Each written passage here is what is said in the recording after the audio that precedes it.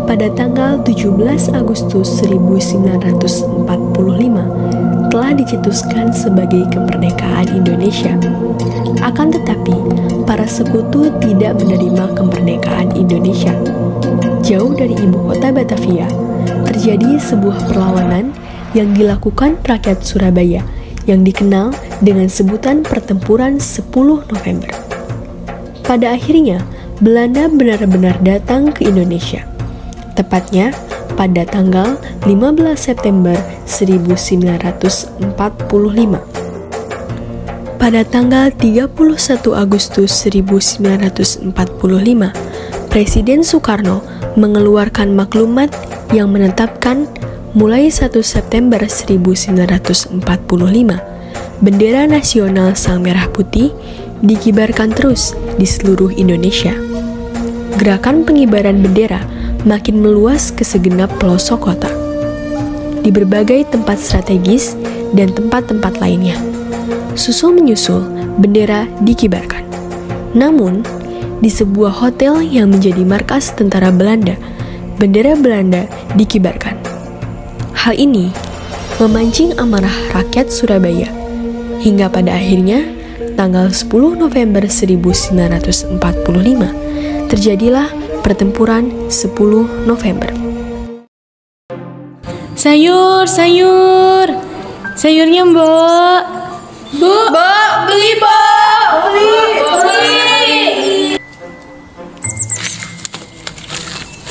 Bu, yang ini harganya berapa ya, Bu? 25 perak aja. Ah, mahal banget, Bu. 10 perak deh. Bish, nggak bisa, susah panen. Gimana sih, Bu? Yang ini berapa, Bu? Yang itu 5 perak aja. Mahal amat, 1 perak aja deh. Wish, nggak bisa. Udah deh, saya beli ini di 1. Boleh. Ini Bu, kenapa ya sekarang saya ngerasa tenang kalintang? Apa akan terjadi sesuatu ya? Iya, Bu, saya juga ngerasa. Hush, nggak boleh kayak gitu. Omongan doa loh. Jamunya Mbak. Jamu, saya mau jamu Pagelinonya 1 ya, Mbak. Boleh, sebentar ya.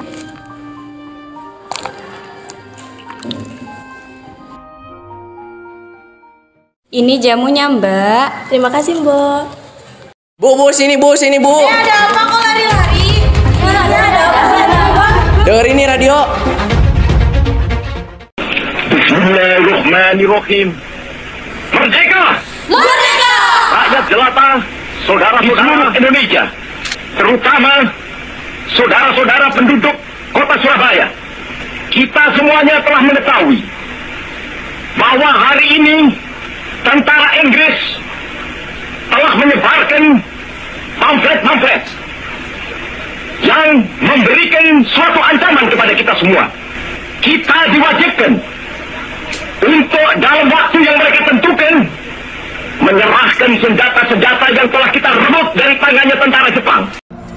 Warga pun bubar dan langsung menyebarkan berita dari radio tersebut.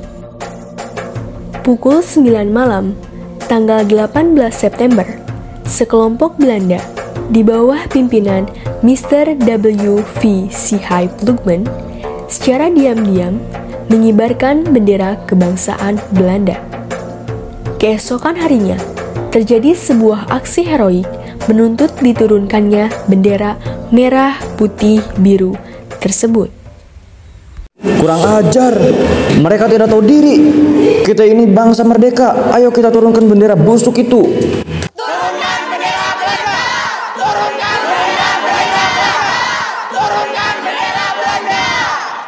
Tiba-tiba, datang rombongan Sudirman beserta Sidik menenangkan suasana dengan mencoba berunding di dalam Hotel Yamato.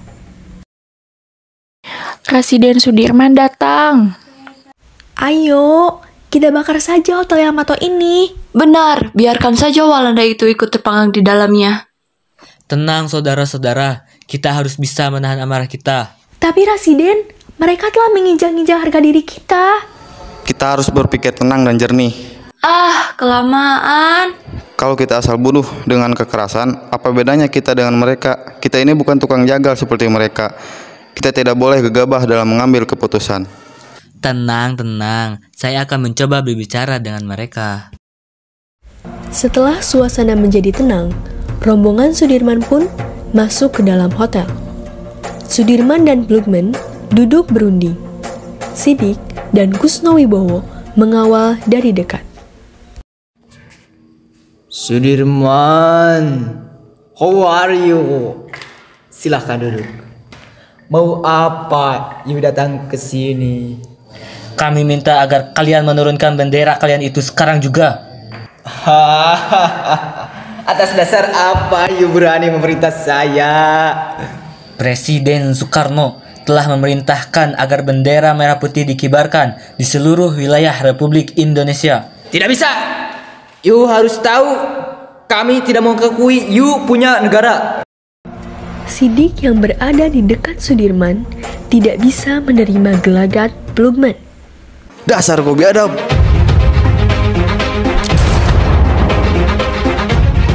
Situasi memanas. Sudirman keluar dan Kusnowibowo mengobarkan tanda perlawanan untuk menurunkan bendera Belanda. Turunkan bendera Belanda. Haryono, cepat kau turunkan bendera Belanda. Siap, laksanakan. Ayo Bung Kasno, kita kibarkan sang merah putih. Diiringi teriakan penuh semangat, Haryono dan Kusnowibowo memanjat dan merobek bendera Belanda yang berwarna biru, hingga menyisakan bendera merah putih berkibar gagah. Merdeka! Dengan teriakan merdeka itu, rakyat Surabaya menyambut kemenangan mereka dengan penuh sukacita. Sekitar 6.000 orang pasukan dikirim sekutu ke Surabaya. Pada 25 Oktober 1945, awalnya mereka disambut baik, namun karena adanya tentara Nika yang ikut dalam rombongan pimpinan ASW Malabi itu, mereka mulai mendapat penolakan, bahkan perlawanan. Akhirnya, aku sampai juga di Indonesia. Akan aku kuasai semua Indonesia ini. Hahaha. Pasukan! Siap, Jenderal. Bagaimana keadaan pasukan kita? Labor, Jenderal. Semua pasukan sudah siap. Tinggal menunggu perintah. Bagus, bagus. Kapten Sau. Siap, Jenderal. Siapkan pasukanmu. Laksanakan kejutan khusus untuk mereka.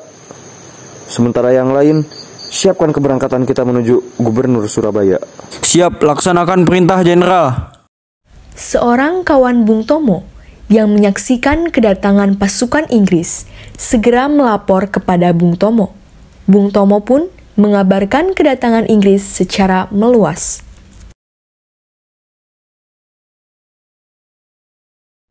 Keesokan harinya, Gubernur Suryo mencapai kesepakatan dengan ASW Malabi di kantor gubernur pada 26 Oktober 1945 bersama Bung Tomo dan pasukan Residen Sudirman. Sampaikan kedatangan kami kepada Tuan Anda. Nuwun sewu, Gubernur. Ada pasukan AWS Malabi di luar. Persilahkan mereka masuk. Hai Tuan Suryo, apa kabar? Silahkan duduk. Mari kita bicarakan terkait kedatangan kami ke Surabaya. Mereka pun memulai perundingan dengan hangat. Kesepakatan pun berhasil diraih. Kedua pihak, di antaranya, Inggris berjanji bahwa di antara mereka tidak terdapat angkatan perang Belanda. Disetujuinya, kerjasama menjamin keamanan. Membentuk biro kerjasama, dan Inggris hanya akan melucuti senjata Jepang. Alhamdulillah, kita sudah sepakat. Saya harap kalian menepati janji. Iya, tentu. Terima kasih atas sambutannya, Tuan. Namun, alih-alih menepati janji, pada malam harinya, pasukan Kapten Shaw di bawah perintah ASW Malabi menyerbu penjara Kalisosok, membebaskan para tawanan perang Jepang, salah satunya Kolonel Huiyer. Keesokan harinya, Perang pun tidak terhindarkan.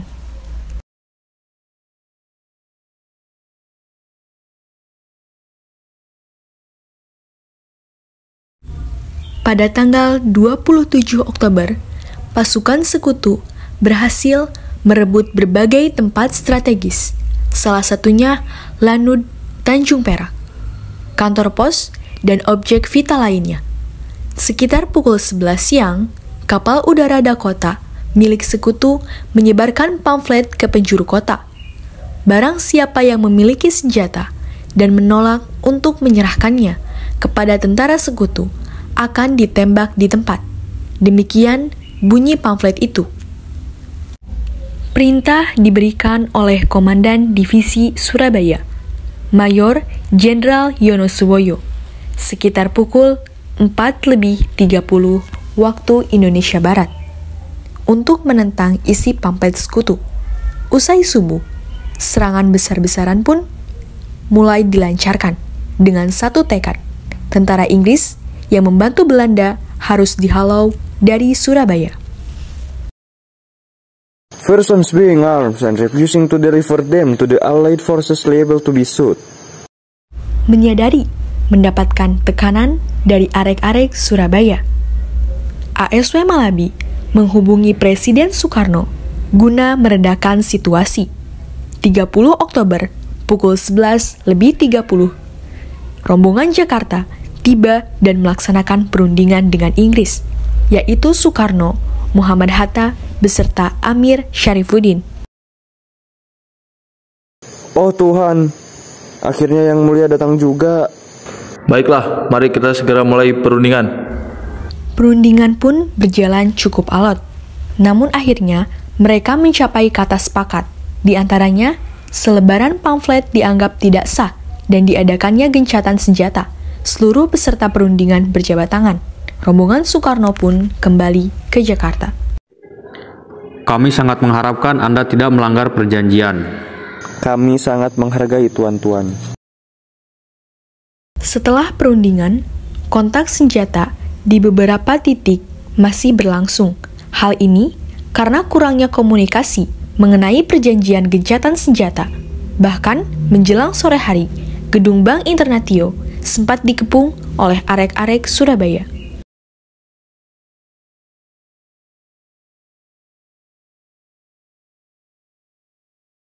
Bapak mau mengumpulkan arek-arek Surabaya di taman dulu ya, Bu? Iya, Pak.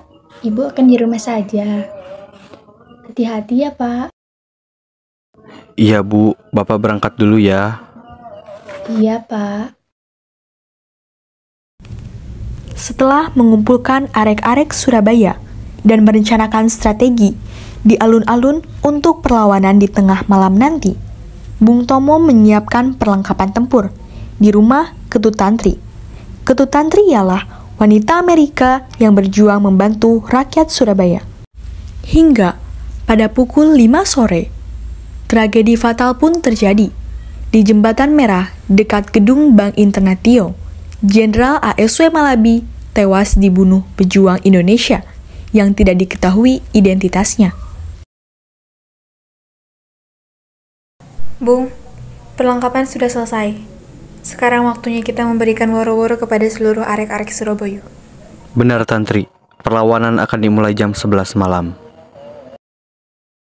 Setelah menyiapkan perlengkapan, Bung Tomo dan Ketut Tantri segera kembali ke alun-alun untuk mengusir sekutu bersama semangat arek-arek Surabaya. Sebelum dimulai, Bung Tomo berpidato terlebih dahulu agar memberikan semangat ke seluruh arek-arek Surabaya. Teman seperjuanganku sekalian, kita semua harus bisa mengusir penjajah menginjak kota tercinta kita. Lawan gencatan senjata dari sekutu, kita pasti bisa. Dan ayo sekarang kita pergi ke Gedung Nasional. Tepat pukul 11 malam, perlawanan sengit dimulai. Terdengar suara tembakan menghiasi malam kelam menyeramkan di Gedung Internatio. Perlawanan yang sangat sengit ini membuat Brigadir ASW Malabi dan tentara sekutunya menambah dendam terhadap rakyat Surabaya. Pada saat itu juga, Bung Tomo diancam oleh istri ASW Malabi yang sangat kejam. Kamu Sutomo? Iya, benar. Ada apa? Awas, kamu, keluargamu, serta rakyat Surabaya akan mati. Tidak mungkin.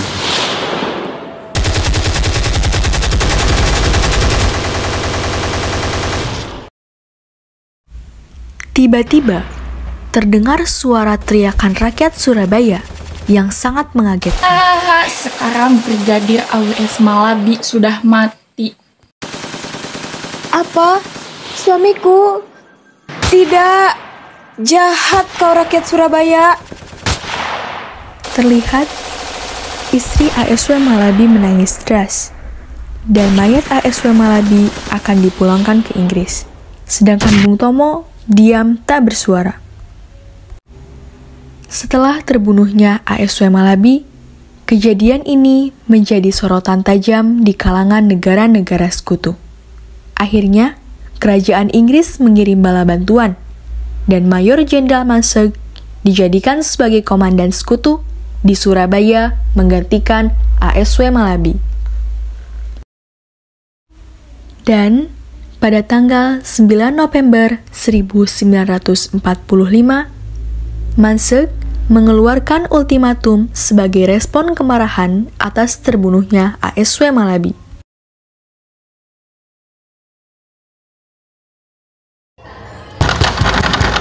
Iya, sabar.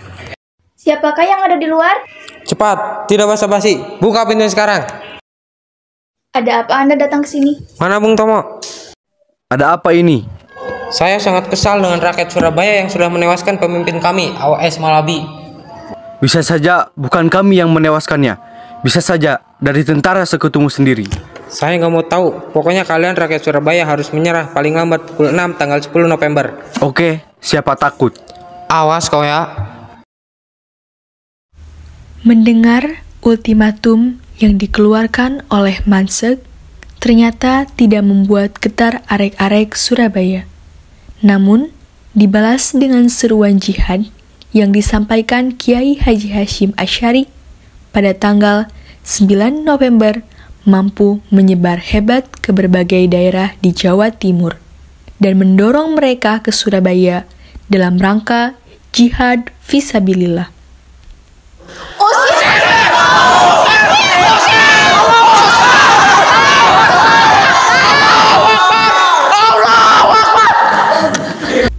Setelah kabar ultimatum, pertemuan tokoh-tokoh Surabaya diadakan di kantor dinas Gubernur Suryo. Hadir dalam pertemuan itu, Bung Tomo, beberapa tokoh organisasi seperti Kiai Haji Hasyim Asy'ari dan Kiai Pondok Pesantren Jawa lainnya, serta tokoh-tokoh TKR. Keputusannya, mereka menolak ancaman pihak Inggris tersebut. Kita sudah sepakat bahwa Surabaya menolak ultimatum Inggris itu. Baiklah, saya akan mempersiapkan pasukan. Seluruh santri Jawa Timur siap berjihad di jalan Allah. Mari kita satukan kekuatan kita untuk menghabisi mereka. Merdeka!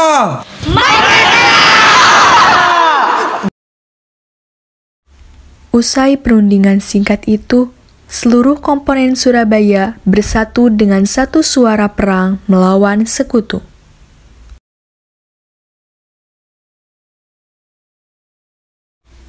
Para tokoh kemudian mempersiapkan perlawanan, sementara para kiai berdakwah di hadapan santri-santrinya. Bung Tomo mengobarkan jiwa arek-arek Surabaya dengan pidatonya yang mengguncangkan Surabaya. Indonesia ini adalah negeri yang dirahmati Allah. Kita harus mempertahankan Surabaya dari sekutu iblis itu. Allahu Akbar.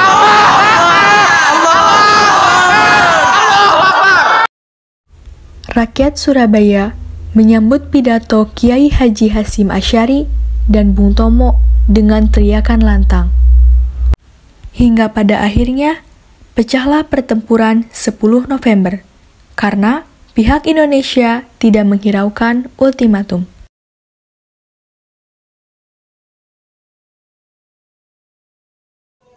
Di mana senjata mereka? Di mana? Kami tidak akan menyerahkan Surabaya kepada kalian. Langkahi dulu darah yang berapi-api ini. Kurang ajar, kalian akan takluk dalam 3 hari di tanganku. Perlawanan rakyat yang pada awalnya dilakukan secara spontan dan tidak teratur, namun makin hari makin teratur. Walau demikian, hingga pada akhirnya Surabaya pun takluk dalam waktu 3 minggu.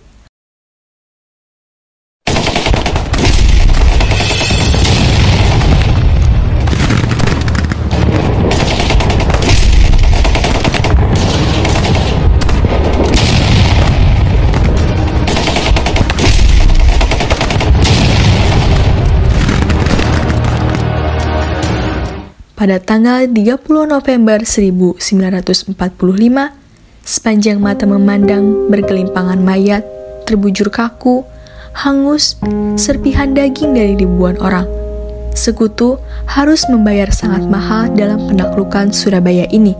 Ratusan ribu orang menderita dan harus meninggalkan Surabaya.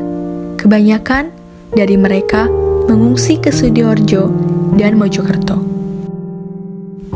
Di tengah puing-puing kota yang hancur, beberapa tokoh utama berkumpul untuk meratapi kerugian besar yang dialami oleh Surabaya dan merencanakan langkah-langkah selanjutnya. Kawan-kawan, kita telah menunjukkan kepada dunia semangat perlawanan kita yang tak terkalahkan. Meskipun kita kalah dalam pertempuran ini, semangat kita tidak akan padam. Kami bersama-sama akan membangun kembali Surabaya dari puing-puing dan menghidupkan kembali semangat kemerdekaan kita. Kami siap untuk membantu dalam proses rekonstruksi kota ini. Kami tidak akan pernah melupakan pengorbanan para pahlawan yang gugur di medan pertempuran. Rakyat Surabaya, meskipun kita mengalami kekalahan dalam pertempuran ini, namun semangat perjuangan kita tetap membara. Kita akan terus berjuang untuk meraih kemerdekaan yang hakiki dan memastikan agar pengorbanan para pahlawan tidak sia-sia. Rakyat Surabaya, saya bangga atas tenaga, cucuran keringat, serta darah kalian demi membela kota Surabaya, membela tanah air kita. Semoga apa yang kalian perbuat demi kebenaran dibalas oleh Tuhan, serta untuk para pejuang yang gugur di saat perlawanan, semoga amal ibadahnya diterima di sisinya. Amin. Hidup Surabaya! Hidup! Tak terasa, kurang lebih 2 minggu, perlawanan mulai mereda. Walaupun banyak korban jatuh di mana-mana, akhirnya sekutu mulai meninggalkan Surabaya. Di tengah duka yang mendalam, rakyat Surabaya bersatu dalam semangat untuk membangun kembali kota mereka. Dengan kerja keras dan keteguhan hati, Surabaya perlahan mulai bangkit dari puing-puing dan menjadi simbol perlawanan yang teguh dalam perjalanan menuju kemerdekaan Indonesia. Akhirnya, rakyat Surabaya kembali merasakan surga dunia, terbebas dari kekuatan asing. Seandainya tidak ada perang, dunia akan penuh kedamaian. Tidak akan ada kehilangan, tidak akan ada lagi air mata. Yang ada hanya kebahagiaan dan cinta.